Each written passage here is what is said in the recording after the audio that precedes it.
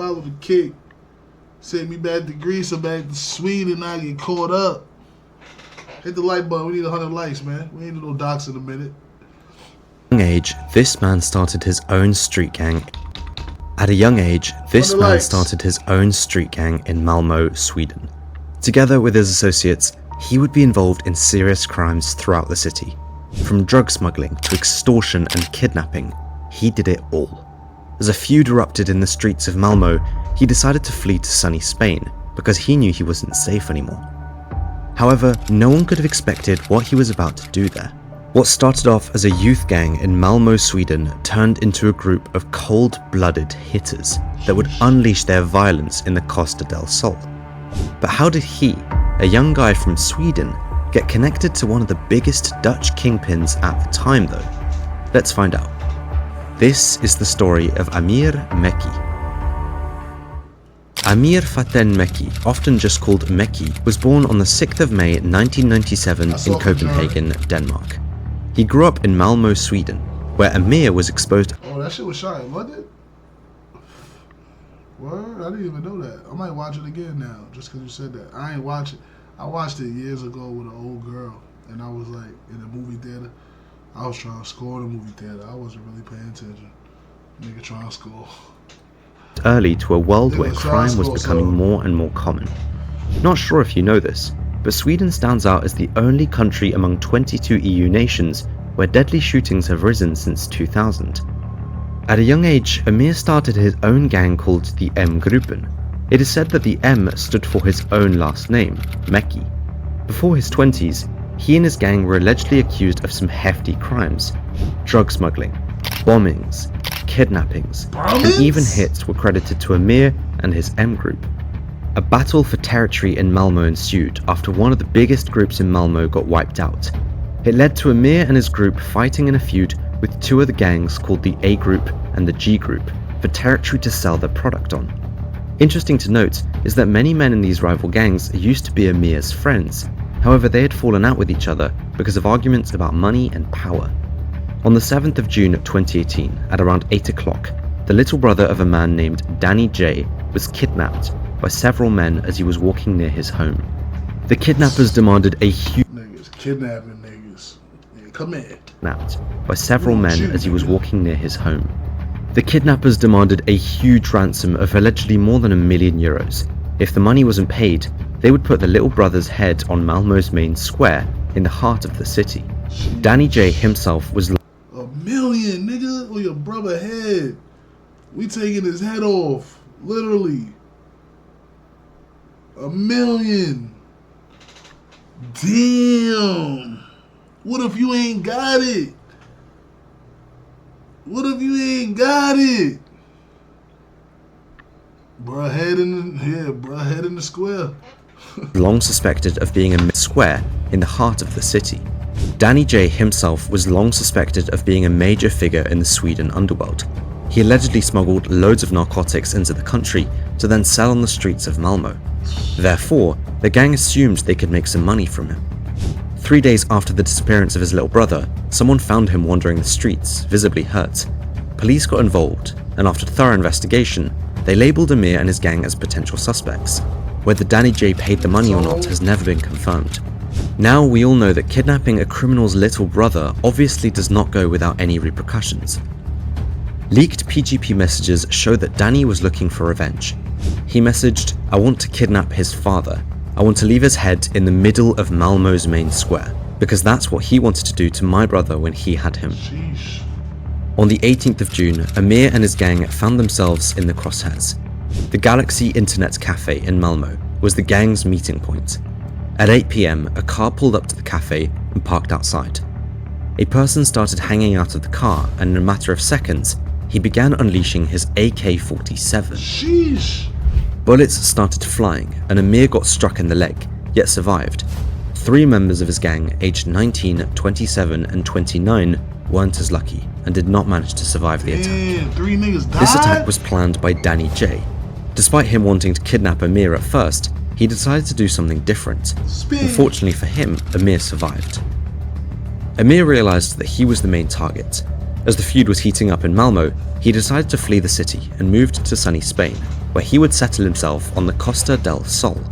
Several gang members followed suit, and instead of laying low in their new environment and starting a new life, they just continued where they left off. What was once called the M-gruppen back in Malmo turned into Los Suecos, or the Swedes, at the Costa del Sol. Amir was still the leader, and his brother became the second man in charge, along with 9 others. Together they would go on to smuggle substances from all over the world into Sweden and make plenty of money to fund their lavish lifestyle.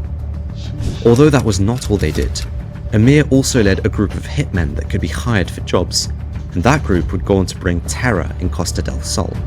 They targeted the area's top drug traffickers, one of which was David Avia Ramos, also known as Maradona. He was a big-time cocaine trafficker, but also a man with pending debts that needed to be paid. Leading up to his tragic end, the signs were clear that he was a marked man. It wasn't a sudden escalation. The threats against him mounted over time, with the hopes of forcing him to pay off his debts. First, Amir had someone ram a stolen jeep into his gym in San Pedro de Alcantara, after which the car was set afire. Then, not long after, his beach cafe named Heaven went up in flames. This cafe, which he shared ownership of with Naufal Amrabat, named Heaven, he sent that shit to hell. Went up in flames. This cafe, which he shared ownership of with Naufal Amrabat, was a symbol of their partnership. The flames of the cafe were soon followed by a chilling incident. Amrabat was found dead, alongside a friend in a torched Ferrari in Dubai. What? Authorities brushed it off as a mere accident, but it was allegedly a final warning to David. Spanish police warned David, "They are coming for you. Is there anything you'd like to tell us?" David brushed off the threats to his life, saying, "Nothing is going to happen to me." Well, he would be proven wrong on May 12, 2018, the day of his son's first communion. As Ramos was getting into his Audi after leaving the church with his family, a motorbike approached. Within moments, 5 shots pierced the vehicle's window, silencing Maradona forever, while his family was also sat inside the car. Upon further investigation, officers from the Drugs and Organized... Damn, bro, that is fucked up. Damn, that's fucked up. Spin, spin, spin, spin. All that. Also sat inside the car. Upon further investigating Maradona forever, while his family was also sat inside the car. Upon further investigation, officers from the Drugs and Organized Crime Unit found out that Amir's gang already tried to take out David several times before, which all failed. That's why they chose his son's first communion, to be 100% sure that the hit would be successful. That was not the only hit the Los Suecos would be involved in. Just several months later, on the 20th of August 2018, Los Suecos was involved in taking down a man named Sofian Mohammed, known on the streets as Zocato. He was lured out of his house by a deceptive call only to be met by a hooded assailant on a bicycle who shot him 9 times. In November 2018, trouble was arising. You ain't 50. Nigga shot him 9 times, nigga, you ain't 50.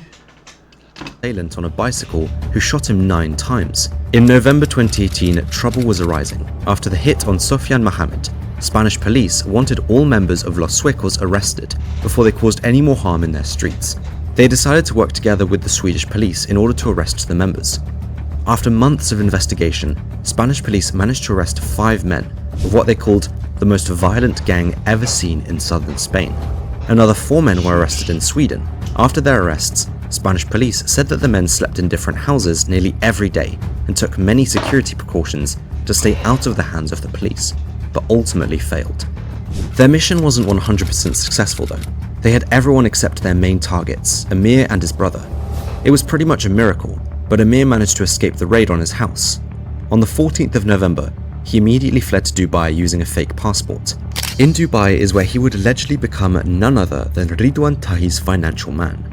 Ridwan Tahi was at that point in time the most wanted man in the Netherlands, and it is unclear how they might have met or came in contact.